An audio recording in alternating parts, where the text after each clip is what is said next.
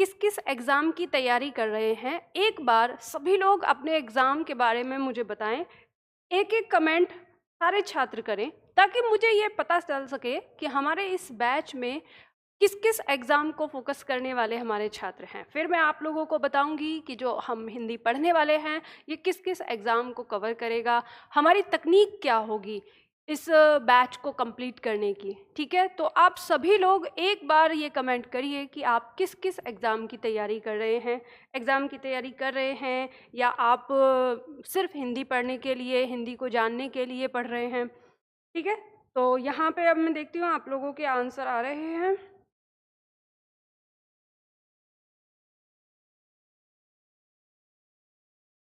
SSC GD के भी छात्र हैं, एलएलबी के हैं।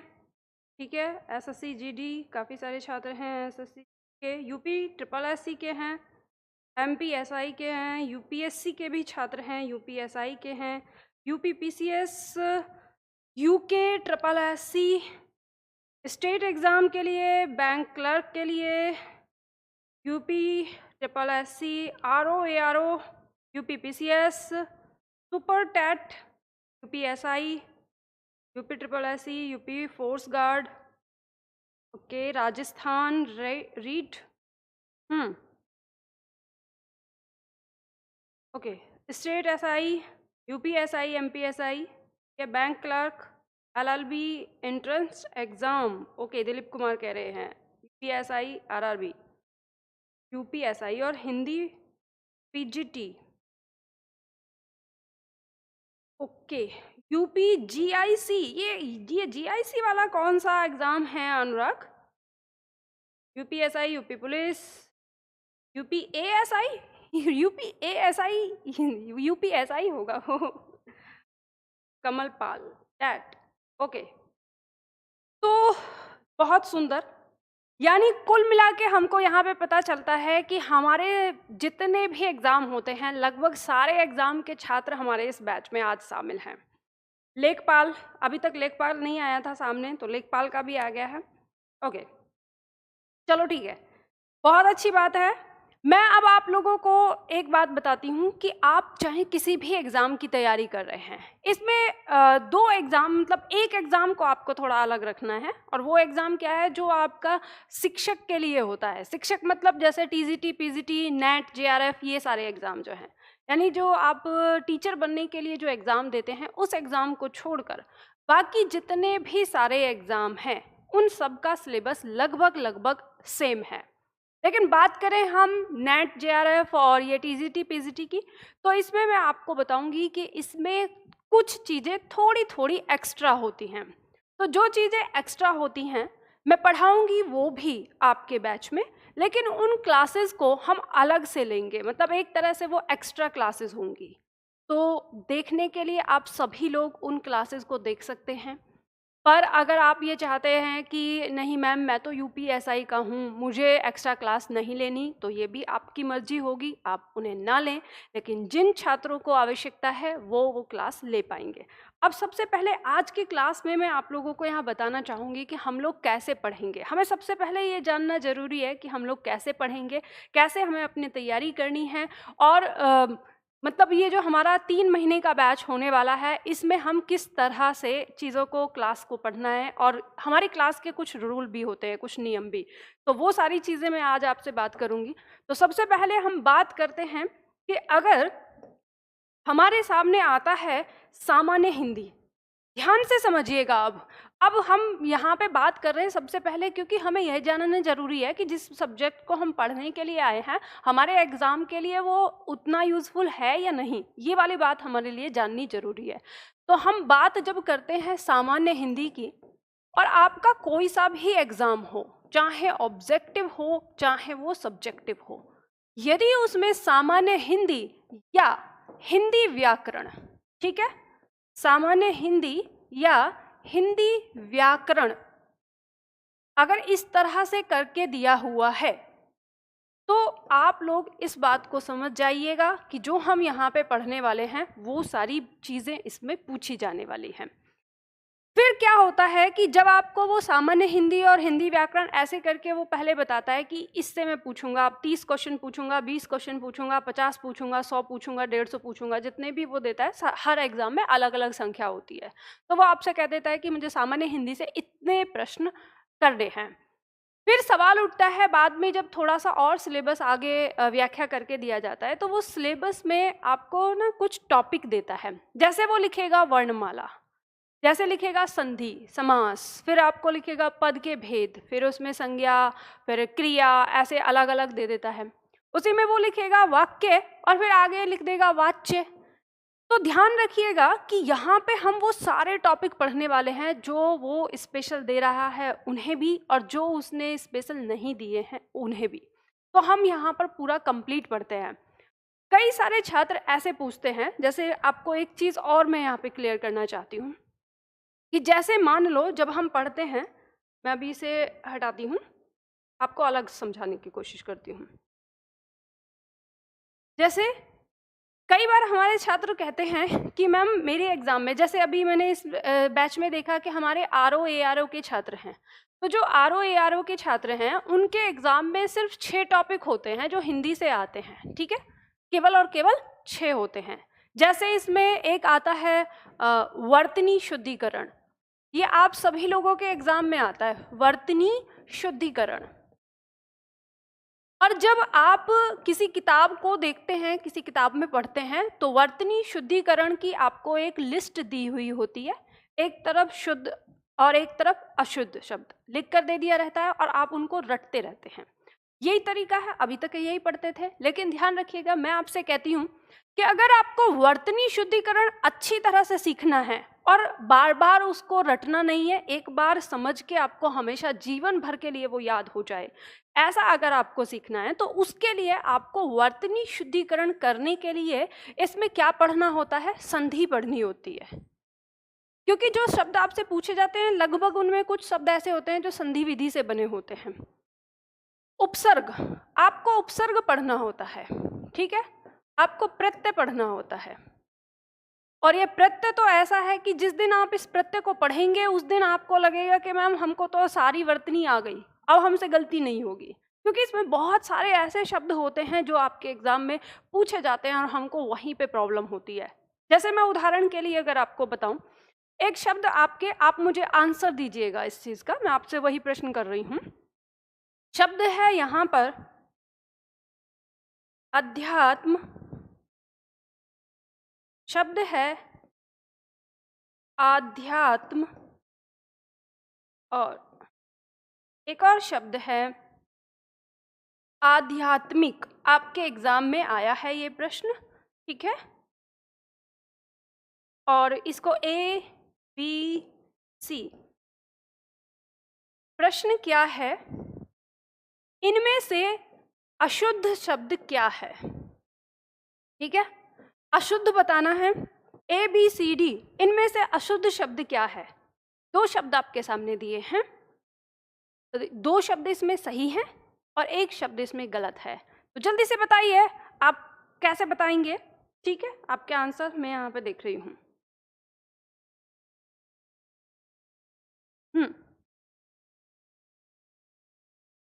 अशुद्ध शब्द यहाँ पर बताना है। कुछ छात्र कह रहे हैं बी आंसर,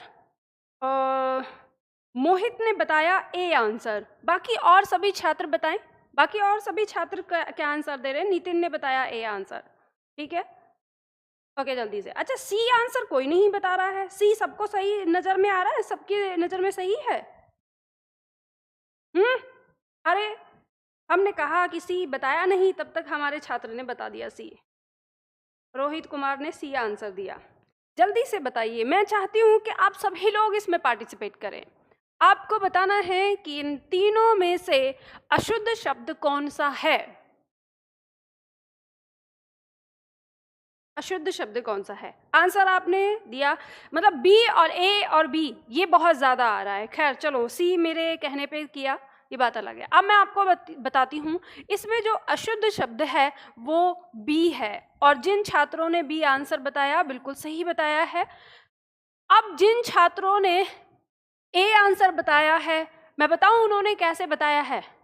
उन्होंने कहा होगा कि आध्यात्मिक तो हमने बहुत बार सुना है, तो ये आध्यात्मिक है तो इसका शब्द ये अध्यात्म सही होगा, ये अध्यात्म ही गलत होगा, है ना?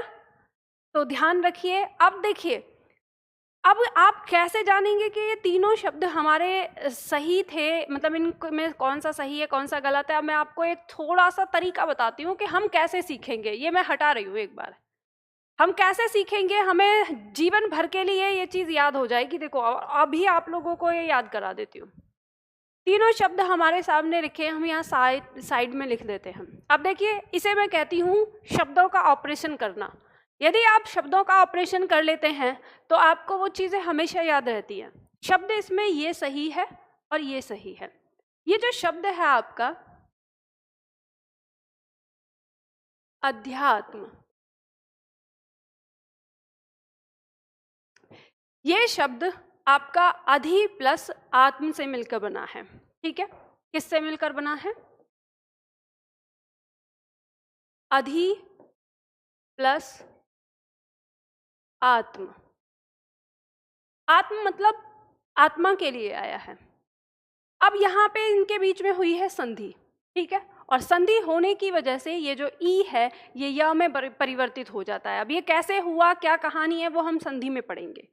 तो यहाँ पे यह हमारा इसमें परिवर्तित हो जाता है, ये आत्म शब्द इसके साथ जुड़ जाता है, और ये जो हमारे पास बचता है ये ध आधा रह जाता है क्योंकि ई बाहर निकली, और जब हम इसको जोड़ के लिखते हैं ये आ इस य को पूरा करता है और शब्द हमारा हो जाता है अध्यात्म।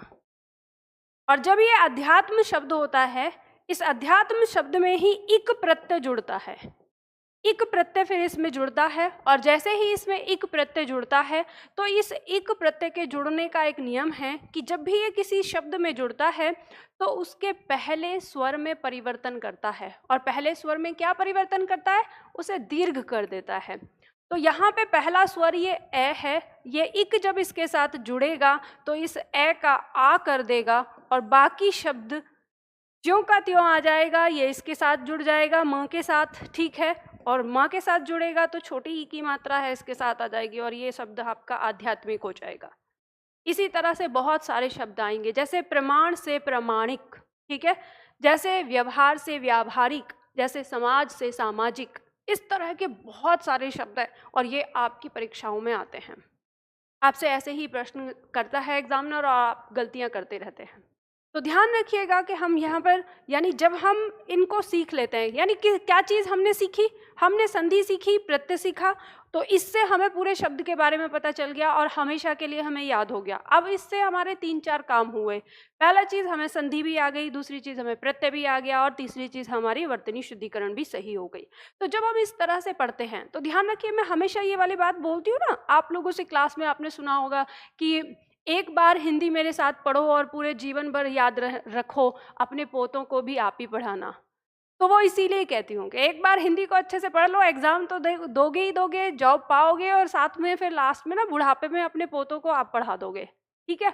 तो कहने का मतलब वही है। तो इस तरह से आपको अब समझ में आ गई होगी बात।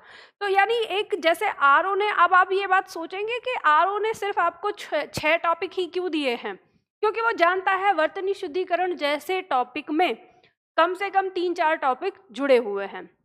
वैसे ही उस आरओ की ही बात अगर मैं करूं तो इस समय सिर्फ कि आरओ में एक और टॉपिक होता है वाक्य शुद्धिकरण।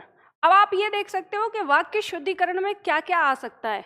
वाक्य शुद्धिकरण सीखने के लिए हमें पूरा का पूरा पद के भेद सीखने की आवश्यकता होती है, क्योंकि वाक्य शुद्धिकरण जब हम करते हैं उसमें लिंग में गलती करेगा, वचन में गलती करेगा, क्रिया में गलती करेगा, संज्ञा में गलती करेगा, सर्वनाम में गलती करेगा, विशेषण में गलती करेगा, और ये सब के सब पद के भेद है। और यही गलतियां वो वाक्य में करता है, वाक्य की और थोड़ी ना कोई नियम होते हैं।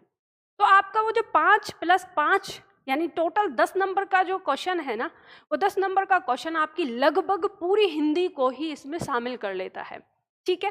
तो ये इसीलिए था कि जैसे हमारे बहुत सारे छात्र आरओ की अलग से स्पेशल क्लास देते हैं, मैंने अलग से क्लास करवा दी है, पर उसमें पूर्णता नहीं है, मतलब संपूर्णता नहीं है। तो संपूर्णता किस में है? तो संपूर्णता आपके इसी बैच में है जो आप यहाँ पे लेते हैं।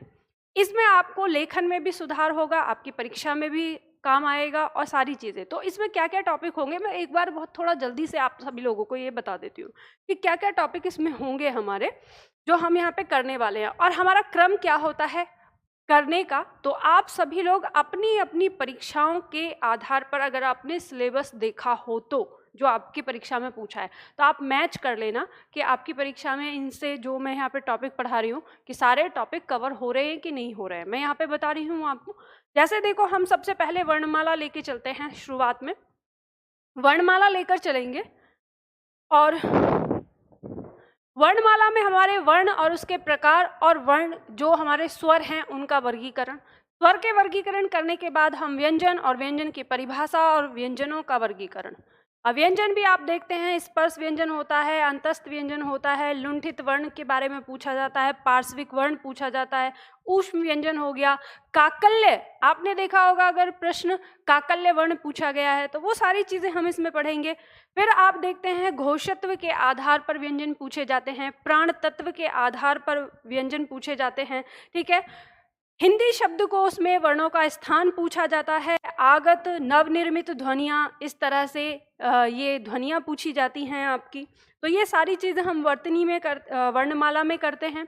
इसके बाद हमारा वर्तनी आता है। वर्तनी क्या है, आपकी परीक्षा में प्रश्न आता है पंचमाक्षर से, जो यहाँ पे आपका पंचमाक्षर दिया है। आपको यहाँ बताया जाएगा अनुस्वार और चंद्रबिंदु और पंचमाक्षर, इन तीनों में अंतर क्या है। हमारे छात्रों को इन तीनों में अंतर समझ में नहीं आता, काफ़ी सारी गलतियाँ होती हैं। परीक्षा में प्रश्न भी आता है यहाँ से। फिर यहाँ पे आपका प्रश्न रहता है ड और ढ, यानी बिंदी वाला ड और बिंदी वाला ढ, इन दोनों में अंतर क्या है, इनका प्रयोग कब कहाँ कैसे करेंगे, वो सारी चीज़ें हम बताएंगे। द के रूप, ह के रूप, र के रूप, यहाँ से भी आपकी परीक्षा में प्रश्न अब आने लगे हैं। ये बेसिक है, बहुत बेसिक उठाया है अब परीक्षा ने, ये सारी चीज़ें आने लगे तो हम इनके बारे में पढ़ेंगे। और सिर्फ परीक्षा के आधार पर ही नहीं, ये हमारी लेखनी के लिए भी बहुत ज़्यादा इम्पॉर्टेंट टॉपिक हो जाता है, जिसमें हमें पता चलता है कि हम लिखने में जो छोटी छोटी गलतियाँ करते हैं वो क्या गलतियाँ हैं, ठीक है। उसके बाद विराम चिन्ह के बारे में पढ़ेंगे। यहाँ से भी आपकी परीक्षा में लगभग 1 नंबर का क्वेश्चन आता ही है, ठीक है, एक प्रश्न आपका आता है।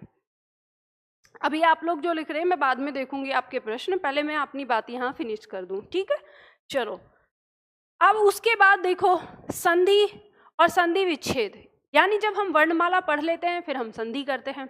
संधि में संधि और संधि विच्छेद, ये लगभग हमारी 5 दिन की क्लास रहेगी, 5 से 6 दिन की, और हमारी परीक्षा में ये बहुत ही महत्वपूर्ण टॉपिक है। लगभग जैसे हमारी परीक्षा के प्रश्न, टोटल क्वेश्चन जो होते हैं उसके आधार पे यहाँ से हमारे 3 से 4 प्रश्न रहते हैं संधि से। आप लोगों को ये पता ही होगा अगर प्रीवियस क्वेश्चन पेपर देखे होंगे, और अगर आप में से किसी छात्र ने नहीं देखे हैं तो मैं आप लोगों को सजेस्ट करूँगी कि आप हिंदी पढ़ने से पहले कम से कम 5 सेट आप अपने क्वेश्चन के लगा लीजिए, जो प्रीवियस क्वेश्चन पेपर हैं। बस आपको क्या करना है, आंसर नहीं लगाना, आपको सिर्फ और सिर्फ पढ़ के देखना है कि कितना आप कर पा रहे हैं, या मतलब क्या क्या इसमें पॉइंट पूछे गए हैं, कैसे कैसे आएगा, बस आपको ना वो चीज़ दिमाग में रखनी है, ठीक है। इसके बाद हम उपसर्ग और प्रत्यय करेंगे संधि के तुरंत बाद। संधि के बाद फिर हम समास करेंगे।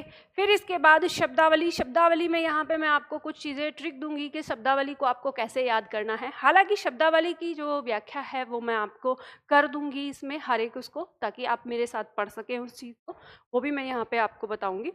इसके बाद हमारा पार्ट 2 शुरू होता है। पार्ट 2 का मतलब क्या है कि जब हमारी वर्णमाला खत्म हो गई तो जितने वर्णमाला से संबंध रखने वाले टॉपिक थे हमारे, वो भी खत्म हो गए। अब हमारे ये टॉपिक अलग हैं। तो इसमें अलग टॉपिक कौन से आते हैं, शब्दों का वर्गीकरण करते हैं। 2 प्रकार के शब्द, विकारी और अविकारी। क्या होता है विकारी, क्या होता है अविकारी, ये सारे देखेंगे। और इसी विकारी और अविकारी ही, यही शब्द हमारे पद के भेद भी कहलाते हैं, और इसी में हम पढ़ना शुरू करते हैं तब। तो इसमें संज्ञा, संज्ञा कितने प्रकार की, फिर संज्ञा का लिंग, संज्ञा का वचन, संज्ञा का कारक, ये सारी चीज़ें हम पढ़ते हैं। इसके बाद हम पढ़ते हैं सर्वनाम। सर्वनाम में वो सारी चीज़ें पढ़ते हैं जितने इसके भेद हैं। सर्वनाम हमारे 2 प्रकार से बांट दिए जाते हैं, रूप के आधार पर, उत्पत्ति के आधार पर, या फिर वाक्य में प्रयोग के आधार पर। तो हम दोनों प्रकार से इसे पढ़ते हुए आगे बढ़ते हैं। फिर क्रिया और क्रिया की परिभाषा, ध्यान रखना जब हम क्रिया के बारे में बात करते हैं यहाँ पर, तो अक्सर हमारे, जैसे मैंने लिख दिया है क्रिया, तो हमारे छात्र सोचते हैं मैम काल पढ़ाया जाएगा कि नहीं, तो ध्यान रखना कि क्रिया में ही जो क्रिया का प्रकार होता है उसी में काल आता है। और इस काल के साथ साथ जो पक्ष आता है ना, क्रिया पक्ष, वो भी इसी में होता है, और क्रियावृत्ति जो आता है आपकी परीक्षा में वो भी इसी में होता है। वो सब के सब क्या है, क्रिया के प्रकार में ही आते हैं, मतलब क्रिया वाले ही टॉपिक में होते हैं। तो ये अलग से यहाँ नहीं लिखा हो भले ही, इसका मतलब ये नहीं है कि आपको पढ़ाया नहीं जाएगा, तो वो सारी चीज़ें इसी में आ जाती हैं। ठीक है, काल, पक्ष, वृत्ति, जो भी आपके एग्जाम में पूछा जाता है वो सब आ जाता है यहाँ पर। अब जैसे यहाँ लिखा हुआ भी है, आगे यहाँ लिख दिया है काल। ठीक, आगे देखो, इसके बाद जब हम पूरे भेद पढ़ लेते हैं, जो हमारे पद के भेद हैं, यानी हम सारे पदों के बारे में, शब्द के बारे में जान लेते हैं, तो फिर हम वाक्य बनाते हैं। और वाक्य में अब इसमें हमारे जो वाच्य हैं वो भी आएंगे, जो रचना की दृष्टि से वाक्य हैं वो भी आएंगे, अर्थ की दृष्टि से जो वाक्य हैं वो भी आएंगे। मतलब हम तीनों प्रकार के वाक्यों को यहाँ पे अच्छे से पढ़ते हैं। फिर इसके बाद हम वाक्य शुद्धिकरण से संबंधित नियमों पर ध्यान देते हैं कि नियम कौन कौन से होंगे। जिस प्रकार से अंग्रेजी भाषा में हम सेंटेंस बनाने के लिए एक नियमावली को फॉलो करते हैं कि इसके बाद ये होना चाहिए, इसके बाद ये नहीं होना चाहिए, तो इसी तरह से हमारे यहाँ पे वाक्य शुद्धिकरण के नियम होते हैं। जैसे कभी कभी आपने देखा होगा कि कुछ प्रश्न इस तरह से बनता है कि जैसे एक मतलब वाक्य आ गया कि सीता रोटी खाती है। ठीक है, हमने कहा कि सीता रोटी खाती है, तो यहाँ पे खाती है, सीता स्त्रीलिंग है, और खाती है आ गया तो स्त्रीलिंग हो गया। लेकिन कभी कभी ऐसा आता है कि सीता ने सेब खाया, तो हमारे छात्र अपने दिमाग में ये कहते हैं कि खाया क्यों लगाया हमने, जबकि सीता है तो फिर खाया क्यों लगाया।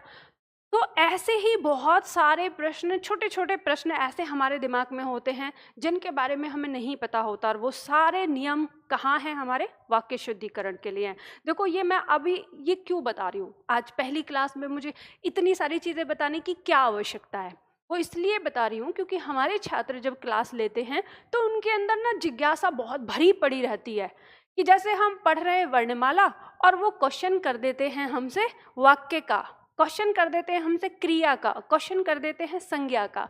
तो ध्यान रखना, हम ऐसे एक दिन में सारी हिंदी नहीं पढ़ सकते। ये जो मेरा सफ़र रहेगा हिंदी का लगभग 3 महीने का होगा। 3 महीने में हम पूरी हिंदी को कंप्लीट पढ़ेंगे, और 3 महीने अगर आप एक धैर्य के साथ, पेशेंस के साथ मेरे साथ अगर हिंदी पढ़ लेते हैं, तो मैं ये आपको गारंटी से कह सकती हूँ कि हिंदी में 99%, अब 99 मैंने क्यों बोला है, इसलिए बोला है क्योंकि मुझे ना आप पर भरोसा नहीं है कि आप मेरी जैसे मैं कहती हूँ वैसे ही करेंगे। आप कहीं ना कहीं छुट्टी कर सकते हैं। अगर जैसे मैं कहती हूँ अगर वैसे आपने किया तो 100%, है ना, एकदम से 100%, 101% आप इसे कह सकते हैं, आपको हिंदी के सारी चीज़ें आ जाएंगी अगर आपने इन मेरी बात को ध्यान किया, फॉलो किया जैसे जैसे मैं बता रही हूँ। तो यानी यहाँ पे मैं आपको पहले इसीलिए बता रही हूँ कि ताकि आपको ये पता चल जाए कि हम क्या क्या चीज़ आगे पढ़ने वाले हैं, तो आपको धैर्य रहे। ठीक है, फिर इसके बाद देखो वाक्य तक आकर हमारा व्याकरण खत्म हो जाता है ना, वाक्य तक आकर व्याकरण खत्म हो जाता है। अब हमारे कुछ पॉइंट ऐसे हैं जो हिंदी साहित्य में आते हैं, साहित्य के लिए हम पढ़ते हैं। तो साहित्य में जो हमारे आते हैं जैसे अलंकार। अब अलंकार में हम बहुत सारे प्रकार के अलंकार हैं, मैंने ये दिया है, आपको ये नोट्स मिल जाएगा, आप एक तरफ से पहले पढ़ लेना कि हम कौन कौन से अलंकार आगे पढ़ने वाले हैं। ठीक, फिर उसके बाद ऐसे ही हम यहाँ पे रस पढ़ते हैं, तो रस को भी हम पूरा, अलंकार की भी हमारी 5 से 6 दिन की क्लास होती है, रस की भी हमारी 5 से 6 दिन की क्लास होती है, हम अच्छी तरह से इसको पढ़ते हैं पूरा। फिर उसके बाद हमारा छंद आता है, छंद की भी हमारी 2 क्लास होती हैं और इसे भी हम कंप्लीट करते हैं। उसके बाद हिंदी साहित्य से रिलेटेड वो क्वेश्चन होते हैं जो आपके एग्जाम में रचना एवं रचनाकार, उनकी कृतियाँ, पुरस्कार जैसे जो आपके प्रश्न आते हैं, वो सारे प्रश्न हम यहाँ पे सॉल्व करते हैं हिंदी साहित्य का। इसके बाद अगला पॉइंट लेते हैं जिसमें हमारे रचनाकार, पुरस्कार और अपठित गद्यांश और पद्यांश ये सब आते हैं। अपठित गद्यांश जिसे आप कॉम्प्रीहेंशन भी कहते हैं, बोध शक्ति भी कहते हैं। मतलब अलग अलग एग्जाम में अलग अलग नाम से इसको बताया जाता है कि अपठित गद्यांश, कॉम्प्रीहेंशन या बोध शक्ति। ठीक है, तो वो सारी चीज़ें हम करते हैं यहाँ पर कवर। और फिर उसके बाद पार्ट 4 जो हमारा आता है, इसमें आता है पत्र लेखन। अब यहाँ मैं बिल्कुल क्लियर करना चाहूँगी आप लोगों को कि ये पत्र लेखन केवल ऑब्जेक्टिव टाइप के क्वेश्चन के लिए होगा, सब्जेक्टिव नहीं। जिन छात्रों का सब्जेक्टिव एग्जाम है उनका पत्र लेखन अलग होगा, इस क्लास में नहीं होगा। यानी वो अलग जब स्पेशल एग्जाम के बैच बनता है उसमें होगा। तो आप में से अगर, क्योंकि ये हमारी जो पत्र लेखन है ये हमारे व्याकरण का हिस्सा नहीं है, पर यहाँ पे हमारी परीक्षा में जो प्रश्न आते हैं ऑब्जेक्टिव, इसलिए मैंने यहाँ पे ये रखा है ताकि आपके वो, और यहाँ कम से कम 3 या 4 प्रश्न आते हैं। जैसे यूपी SSS में ये प्रश्न काफ़ी ज़्यादा आते हैं, तो 4 भी प्रश्न आ जाते हैं कभी कभी आपके, तो उसके लिए यहाँ पे हमने इसे रखा है। भाषा एवं बोलियां, जो आपका भाषा विज्ञान वाला जो टॉपिक होता है, ये मैंने सबसे अंत में रखा है ताकि आपको ना डर ना लगे। कई बार हमारे छात्र इसको पढ़ते हुए ना पहले ही डर जाते हैं। लगभग किताबों में आपको पहले नंबर पे मिलता है, बट मैंने इसे लास्ट में रखा है। इसमें सारी बोलियां और सब चीज़ों के बारे में आप पढ़ेंगे। इसके बाद जैसे हमारे MPSI के छात्र हैं, उनके एग्ज़ाम में पहेलियां आता है, तो पहेलियों को भी कलेक्ट करने की कोशिश करी है। ऐसे ही आप उनके एग्ज़ाम में अव्यवस्थित वाक्य यानी यरल व जो खंड आते हैं टुकड़े होके, ठीक है, वो यहाँ पर दिए हुए हैं। फिर उसके बाद संक्षेपण, ये भी MPSI के छात्रों के लिए आता है उनके एग्ज़ाम में। और फिर पारिभाषिक शब्द, ये PCS के जो हमारे एग्ज़ाम हैं जितने, उनमें पूछा जाता है सब्जेक्टिव में जो पारिभाषिक शब्द है, और साथ ही साथ SSSC में भी होता है और MPSI में भी शायद ये होता है। ठीक है, तो इसको मैंने इस तरह से डिज़ाइन किया है, जो हमारा कोर्स है, जो हमारा सब्जेक्ट है, सिलेबस है, कि जैसे जैसे एग्ज़ाम मतलब टॉपिक आप पढ़ते जाएंगे, शुरुआत के टॉपिक यानी छंद तक जो टॉपिक हैं वो सबके कॉमन है, सबके जितने भी एग्ज़ाम होते हैं सब में छंद तक। छंद के बाद कुछ चीज़ें अलग अलग हैं, तो जिसकी जो चीज़ है वो उतना उतना पढ़ के अपने एग्ज़ाम की तैयारी करेगा। ठीक है, तो ये एक हमारा सिलेबस है जिस पे हम पढ़ने वाले हैं। तो अब बात करती हूँ यहाँ पे, तो आज यहाँ पे एक चीज़ मुझे बतानी है। अब मैंने आप लोगों को सिलेबस बता दिया, ठीक है। अब आप सभी लोगों को यहाँ पर क्या ध्यान देना है कि आप सभी लोग जब पढ़ेंगे क्लास में तो कोशिश ये करेंगे कि जिस समय मैं पढ़ा रही हूँ उस समय आप शांति से बैठे। देखो, आपको रूल बताती हूँ कैसे आपको करना है। अगर आपको बहुत अच्छे से पढ़ना है ना, ऐसे पढ़ना है कि बस हमें ना एकदम से पूरा अच्छे से हिंदी आ जाए, तो एक पैटर्न सिर्फ हिंदी के लिए नहीं, ये हर सब्जेक्ट के लिए आपको फॉलो करना है। कि जैसे सपोज करो हमारा वर्णमाला शुरू हो रहा है, ठीक है, वर्णमाला हमने पढ़ना शुरू किया, तो वर्णमाला की हमारी लगभग 5 क्लास होती हैं। तो अब ये बताइए, देखो आप अपने दिमाग से सोच सकते हैं कि 5 क्लास जब वर्णमाला की हैं तो 5 क्लास में 1 से 1.5 घंटे क्लास चलेगी, तो 5 घंटे लगभग हमारी क्लास चलेगी। तो 5 घंटे जब हम शुरू करेंगे तो भाई सबसे पहले अगर हम एक पॉइंट, फिर दूसरा पॉइंट, फिर तीसरा पॉइंट, फिर चौथा पॉइंट, फिर 5वां पॉइंट, फिर 6ठा पॉइंट, ऐसे पढ़ते जाएंगे, है ना। तो अगर मान लो कि मैं यहाँ पे आपको पहला और दूसरा पॉइंट पढ़ा रही थी, यहाँ पे मैं पढ़ा रही थी, तभी आपके दिमाग में ऐसा सवाल आया कि ये क्या होता है, आपने तुरंत कमेंट कर दिया कि मैम ये क्या होता है। तो अब देखो वो 2 कंडीशन हो सकती है। मान लो आपने प्रश्न कर दिया कि ये क्या होता है, तो अगर वो पॉइंट इससे संबंधित है तो मैं बता दूंगी आराम से, ठीक है। लेकिन अगर मान लो वो पॉइंट इससे संबंधित है तो फिर मैं कहूँगी या तो मैं इग्नोर कर दूंगी उसको, है ना, या तो इग्नोर कर दूंगी, या तो मैं कहूँगी कि अभी आएगा बाद में बताऊंगी, या ये कहूँगी कि रुको अभी बाद में बताऊंगी, या फिर रौद्र रस में भी आ सकती हूँ कि शांति से बैठो पहले। तो ऐसे ही जब मान लो मैंने कह दिया कि बाद में बताऊंगी या मैंने इग्नोर कर दिया, तो आपके दिमाग में ना 2 सवाल पैदा होने लगते हैं। पहली चीज़ कि मैडम हम पे ध्यान नहीं दे रही हैं, हम अकेले बैठे हुए हैं, ये सवाल आता है। दूसरा, अगर मैं कह दूंगी कि बाद में बताऊंगी तो स्टूडेंट क्या सोचता है, अरे मैडम को आता नहीं है, मैडम पहले पढ़ के आएंगी तब पढ़ाएंगी, दिमाग में ये चला जाता है। तो मैं ये वाली बात इसलिए बोल रही हूँ कि आपको क्या करना है, रूल ये सबसे पहले फॉलो करना है आपको कि जिस समय हम वर्णमाला पढ़ रहे हैं ना, तो ये पहली क्लास से और 5वीं क्लास, जब मैं आपसे कहूँ कि वर्णमाला आज आपका खत्म हो गया, कल हम वर्तनी पढ़ेंगे, तो उस टाइम पे मैं आप लोगों को क्लास के अंत में ना क्वेश्चन करने के लिए टाइम देती हूँ। हालांकि मैं हर दिन देती हूँ कि जैसे ही क्लास पहले पूरी खत्म हो गई फिर कहूँगी आपको कोई डाउट है तो आप पूछ सकते हो। तो आपको ना क्लास के अंत में ही डाउट अपना लेना है। आप अगर मान लो क्लास के बीच में आपको डाउट आता है तो आप अपनी रफ कॉपी पर उस डाउट को लिख कर रख लीजिए ताकि आप भूले ना, और लिख कर रख लीजिए। हो सकता है कि आपके पूछने से पहले ही मैं आपका वो डाउट क्लियर कहीं पे कर दूं। तो इससे क्या होगा, जब हम इस तरह से पढ़ते हैं ना तो हमारे जो आसपास के जो हमारे साथ और भी स्टूडेंट हैं उनका भी समय बचता है। मैडम भी एक क्रम से अच्छे से पढ़ा पाती हैं और एक रिदम से पढ़ाती हैं। तो ये बात हमेशा ध्यान रखना कि जब भी डाउट वाली बात हो तो क्लास के एक तो जिस समय मैं स्टार्टिंग में आई हूँ क्लास में तब नहीं पूछना, और क्लास के बीच में नहीं पूछना। जब भी आपको डाउट पूछना हो अपना तो क्लास के लास्ट में जब मैं आपको समय दूँ, ठीक। और फिर उसके बाद एक समय के बाद मैं आप लोगों को अपना व्हाट्सअप नंबर भी दूंगी कि कभी भी आपको कोई दिक्कत हो तो आप वहाँ पे पूछ सकते हैं। लेकिन वो अभी शुरुआत में नहीं मिलेगा, एक समय के बाद मिलेगा जब मुझे पता चल जाएगा कि आप लोग अब पढ़ने लगे हो, अच्छे से समझ रहे हो, तब मैं आप लोगों को उसी नंबर को दूंगी, ठीक। तो अब यहाँ पे देखो ये वाली बात आपको पता चल गई। यहाँ पे नेहा वो कह रही हैं कि मैम मेरा क्लास अभी तक का छूट गया क्या। देखो नेहा, अभी तक कुछ भी नहीं छूटा, अभी मैंने कुछ पढ़ाया नहीं है, सिर्फ मैं आपको एक स्ट्रेटेजी बता रही हूँ कि हम लोग कैसे पढ़ेंगे। अब इसके साथ ही साथ आपके इसी प्रश्न पे मैं एक चीज़ और बताती हूँ। हमारे छात्रों को ना बड़ा ये डर लगा रहता है कि जैसे मान लो अभी आप आए, आपको लगा कि मेरी क्लास छूट गई, तो आप लोगों के हाथ में ना जादू है। कैसे? आप वापस क्लास को देख सकते हैं। कैसे देख सकते हैं? अगर आपको लगा कि क्लास छूट गई तो आप जो क्लास में आगे जहाँ तक पहुँचाना उसको पीछे लौटा के ले जाओ और बिल्कुल स्टार्टिंग से क्लास शुरू हो जाएगी आपकी। आपको टेंशन क्या बात की है ना? अब मान लो अगर किसी दिन आपका पूरे दिन ही क्लास नहीं देख पाए तो भी आपके पास क्लास देखने का मौका है। अब मैं आप लोगों को एक बात बताती हूँ। आज जो है हमारी क्लास, बात ये है कि मुझे कल छुट्टी पे जाना है, कोई इमरजेंसी काम है, और मैं अगर कल छुट्टी पे जाती हूँ और आज मैं कोई टॉपिक शुरू करती हूँ तो कल ब्रेक हो जाएगा, और फिर परसों शुक्रवार होते ही फिर उसके बाद सैटरडे का यानी शनिवार का ब्रेक हो जाएगा। तो ये 3 लगातार 2 दिन जो है, और ये भी मुझे नहीं पता कि मैं कल के कल वापस आ भी पाऊँगी या नहीं, हो सकता है मैं परसों ही आ पाऊँ।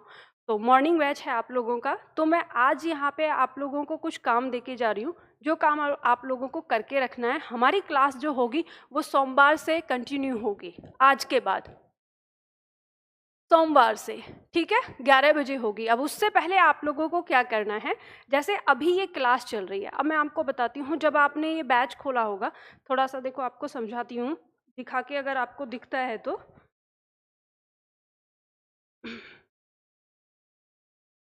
जब आप हमारे इसमें जाते हैं एप्लीकेशन में, ठीक है, जब आप एप्लीकेशन में जाएंगे इस तरह से, ये पहला आपका फ्रंट है, ठीक। इसमें आप जाते हैं लाइव क्लास में। जब लाइव क्लास में जाएंगे तो आप लोगों का जो बैच है वो बैच 6 है, ठीक है, नया बैच। तो जैसे ही आप इस बैच को खोलेंगे तो अभी आपको यहाँ क्या दिख रहा है, अभी आपको यहाँ पे दिख रहा है कि सिर्फ एक बॉक्स बना हुआ है। जैसे ऊपर यहाँ पे 3 लाइनें हैं जिसमें आपका टॉपिक, डिटेल और बाय नाउ, ठीक है, यहाँ पे आपका बाय नाउ आ रहा है। इसके नीचे आपका एक इस तरह से बॉक्स बना हुआ है, इसमें आपको लाइव दिख रहा है, ठीक है, लाइव लिखा हुआ, आपने इस पे क्लिक किया होगा और वहाँ पे आज आपको ये क्लास दिख रही है। लेकिन जैसे ही ये क्लास अभी ख़त्म होगी और ख़त्म होने के लगभग 1 घंटे के बाद ये क्लास आपकी एक नए बॉक्स में आ जाएगी और वो नीचे यहाँ पे बॉक्स होगा, ठीक है, यहाँ पे बनेगा। और इसमें क्या लिखा होगा, सभी कक्षाएं, सभी कक्षाएं और अभ्यास प्रश्न आगे और पीडीएफ, ठीक है, ये सब लिखा होगा इसमें। तो आप इस पे जब क्लिक करेंगे, इसके अंदर जाएंगे, जो ये बॉक्स बनेगा ये आपकी क्लास के बाद बनेगा। और कैसा बनता है वे मैं दिखा देती हूँ पिछले बैच से, ठीक है। जैसे आपका, अगर ये आप देख पा रहे हैं इसको तो आप देख सकते हैं, जैसे हमारे पिछले बैच में बनाए सभी कक्षाएं, अभ्यास प्रश्न और नोट्स। तो जैसे ही आप इसको खोलेंगे तो ये आपको इस तरह की लिस्ट हमारी दिखाई देगी। किस तरह की, मैं बना देती हूँ इसको भी।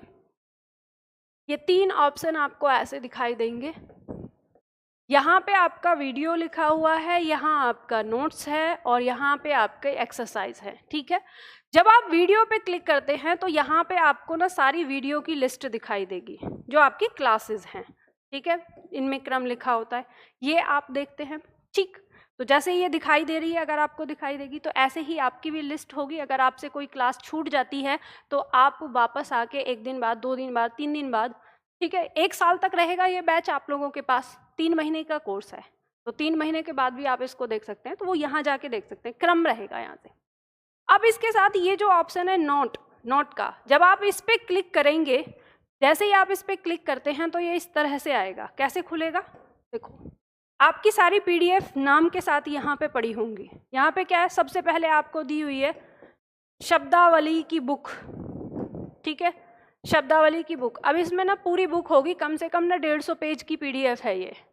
इसके बाद सामान्य हिंदी भाग 1 है, फिर भाग 2 है, फिर भाग 3 है, फिर भाग 4 है, इस तरह से करके नीचे तक दिया है। और फिर कुछ और एक्स्ट्रा चीज़ पड़ी हुई है, पाठ्यक्रम जैसे आपका सिलेबस है और ये सारी चीज़ें, या फिर कुछ नया अपडेट जो होता है वो सब आपको यहाँ जाएगा। तो ये आपकी पीडीएफ है, और ये जो पीडीएफ आपकी यहाँ दी हुई है, इन पीडीएफ को आपको क्या करना है, डाउनलोड करना है। यानी आपका इस 2 दिन में क्या काम है, वो 2 दिन में काम ये है कि जैसे ही आपकी क्लास जनरेट होगी अभी 1 घंटे के बाद, ये आपकी सारी पीडीएफ जनरेट हो जाएंगी, यहाँ पर आपको मिल जाएंगी, ठीक है।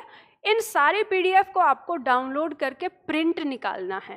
प्रिंट क्यों निकालना है यहाँ पर, तो प्रिंट इसलिए निकालना है कि मैं आप लोगों को ऐसे पढ़ाती हूँ कि यहाँ पे मेरे साथ पढ़ने के बाद और ये प्रिंट निकालने के बाद आपको किसी और बुक का सहारा नहीं लेना है हिंदी के लिए।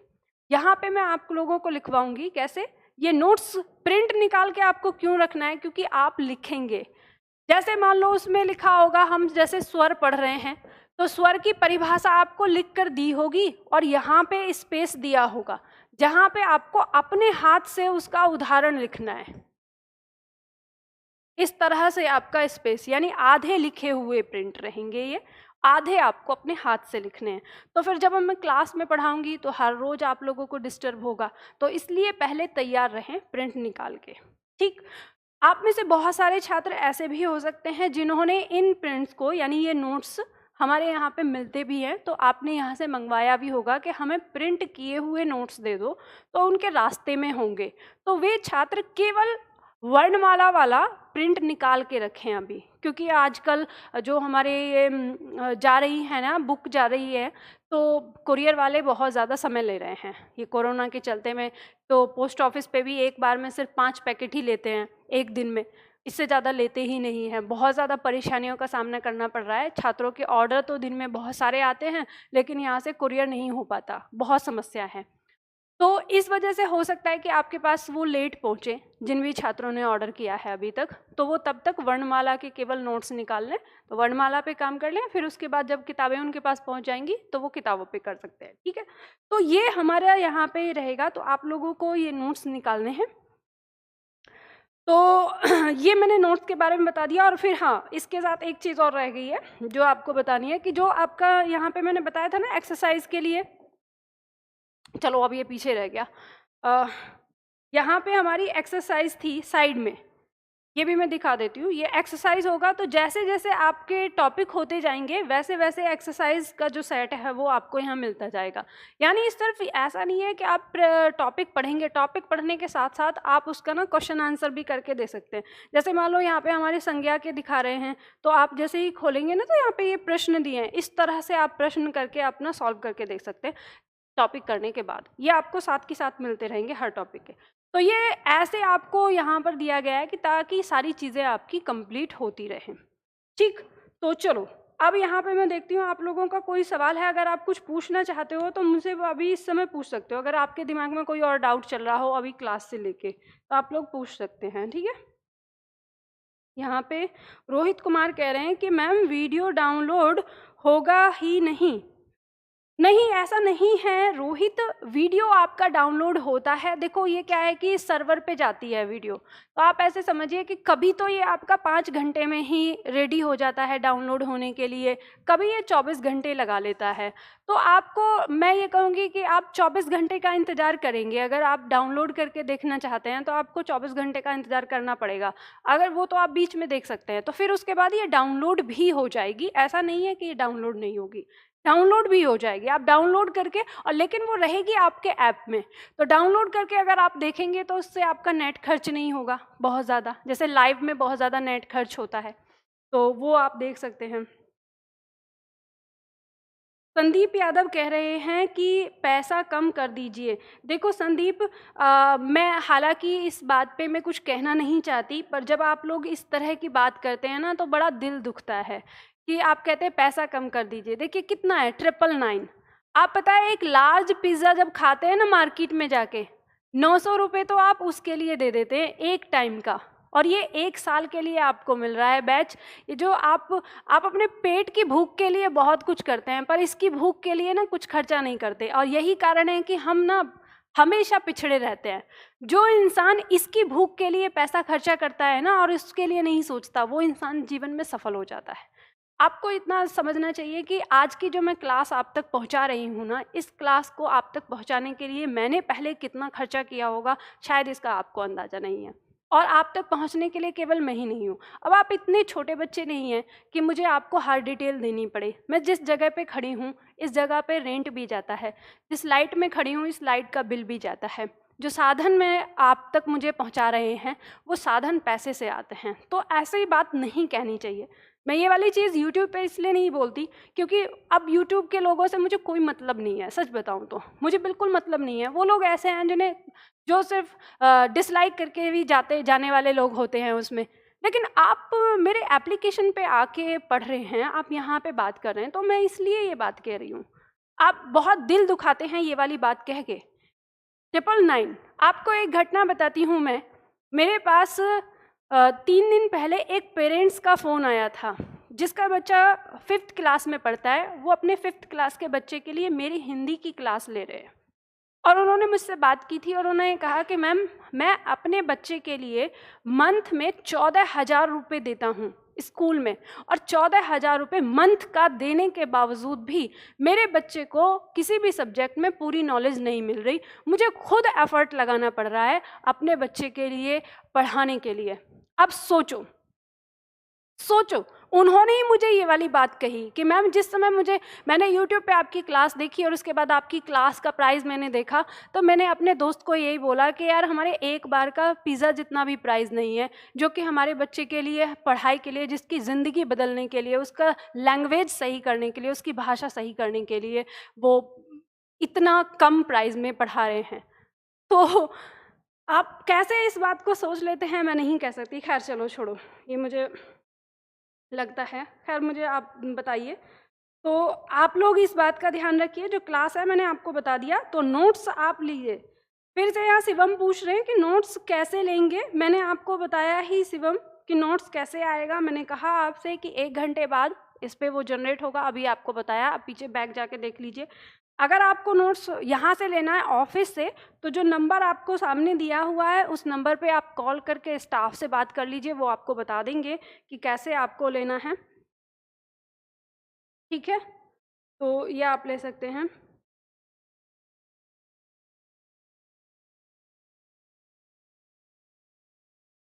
तो क्या लिख रहे हैं संजय आप? समझ नहीं पाई मैं आपके। मैम ये किस क्लास का है? कौन सी क्लास का? ये आपके हर एग्ज़ाम के लिए हैं, जितने भी आपने एग्ज़ाम बोले थे उन सबके लिए सामान्य हिंदी है ये। ठीक है,